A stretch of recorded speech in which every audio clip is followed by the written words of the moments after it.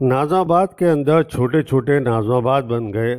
کولیبار، Osmania colony, Firdous colony, Rizvia society, Muslim League quarters, Paposh Nagar اور بڑا میدان۔ اس کے علاوہ Anu Bhai park, Hadi market, Gol market, Ziauddin اسپتال، بقائی اسپتال، صادقین ہاؤس، سبتین منزل، محسن منزل اور حکیم سعید کی ہمدرد لیبارٹریز کا صدر دفتر ہمدرد سینٹر اس علاقے کے لینڈ مارک تھے، اور پاک کریسنٹ کلب جہاں سے حنیف محمد، وزیر رئیس، مشتاق اور صادق محمد نے کرکٹ کھیلی۔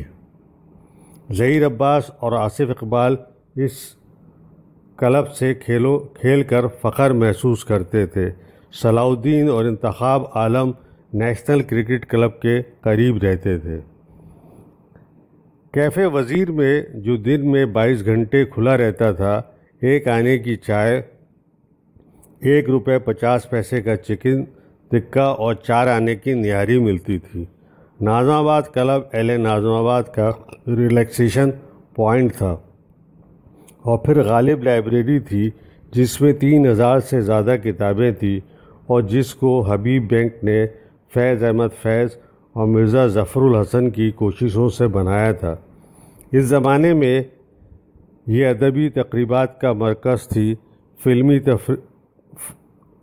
فلمی تفریحات کے لیے ریلیکس سینما، نایاب cinema, Shalimar cinema, Liberty cinema تھے، جہاں شرفا نازم آباد اپنی فیملیز کے ساتھ فلم دیکھنے جاتے۔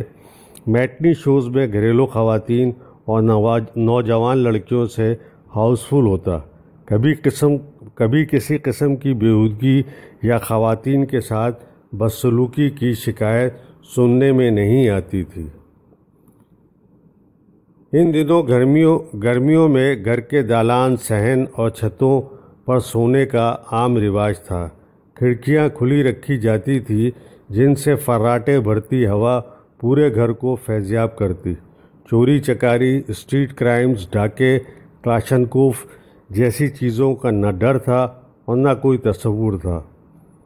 پھر محرم آتا تو زیڈب بخاری اور رشید ترابی کی مجلسوں اور شہدائے کربلا کے اذکار سے نازم آباد کی گلیوں میں سوگواروں کے جمگٹے لگ جاتے، سبیلیں لگتی، اور ربیع اول کے آتے ہی ہر گھر میں نعت محفل میلاد کا جشن ہوتا، جہاں ہر ایک دوسرے کے ساتھ جشن کی تیاریوں میں مشغول ہو جاتا، اور مجال ہے کہ کوئی شیعہ سنی کے اختلاف کی بات کبھی سنی گئی ہو۔